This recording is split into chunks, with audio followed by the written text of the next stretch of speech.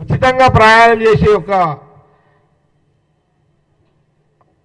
హామీ పథకాన్ని అమలు చేయడము 24 గంటల్లోనే సీఎం రేవంత్ రెడ్డి గారు ప్రారంభించడం కూడా జరిగింది. వారు ప్రారంభించారు.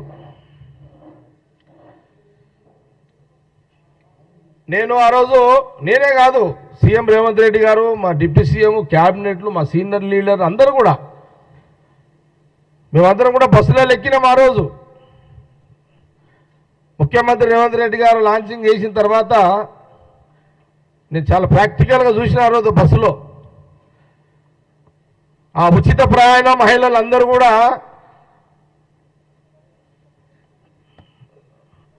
బస్ ఎక్కడము, ఫ్రీగా వాళ్ళు ప్రయాణం చేయడము, ఒకరికి 20 రూపాయలు మిగిలొచ్చు, భారంగా అంటే వాళ్ళ మీద పడకపోవచ్చు, ఒకరు 100 రూపాయలు, ఒకరు 200. చాలా ఆనందాన్ని వ్యక్తం చేశారు మహిళా లోకం అంతా కూడా. తెలంగాణలో తెలంగాణ ప్రజలు, మహిళలు ఆ రోజు ఆ ఉచిత బస్సును చాలా సంతోషాన్ని వ్యక్తం చేశారు. Students, college students, high school students, ఆడపిల్లలు ఉచితంగా ప్రయాణాన్ని వాళ్ళు చాలా చాలా వాళ్ళ సంతోషాన్ని వ్యక్తపరిచారు ఆ రోజున.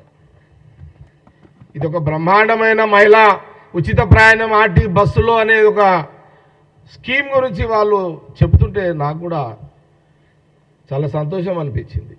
ఆ పథకం గురించి ఆ మహిళలు చెప్తుంటే నేను ఆ రోజు బస్ కండక్టర్ని అడిగిన,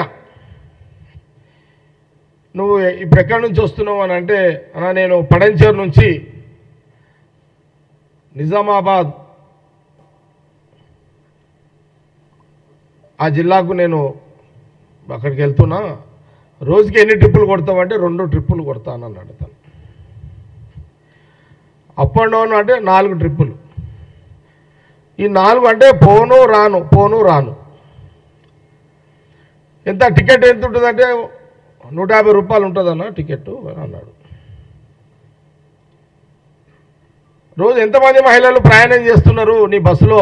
4 పోను రాను 4 ట్రిప్పులు అంటే దాదాపు మహిళలు రోజుకి నా బస్సులో అప్ అండ్ డౌన్ 4 ట్రిప్పులు తీసుకుంటే 400 మంది మహిళలు నా యొక్క బస్సులో ప్రయాణం చేస్తున్నారు అన్న, చాలా సంతోషం అనిపిస్తుంది అని ఆ ఆర్టీసీ కండక్టరు చెప్పడం జరిగింది.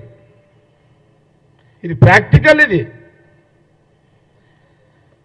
కాకపోతే కేటీఆర్, హరీష్ రావు బస్ ఎక్కరు కాబట్టి వాళ్ళకి తెలియదు. వాళ్ళంతా బెంచ్ కార్లలో తిరుగుతారు, వాళ్ళకి తెలియదు ఇదంతా. వాళ్ళంతా ఏ మధ్యలో ఎందుకే మీరు? కాబట్టి వాళ్ళు బెంచ్ కార్లలో తిరుగుతాడు కేటీఆర్, హరీష్ రావు, ఆ కుటుంబం మొత్తం బెంచులలోనే తిరుగుతారు. ఇంకా నాకు వేరే పేర్లు రావు, కార్లై. చిన్న నీకేమన్నా తెలిస్తే చెప్పు నాకు.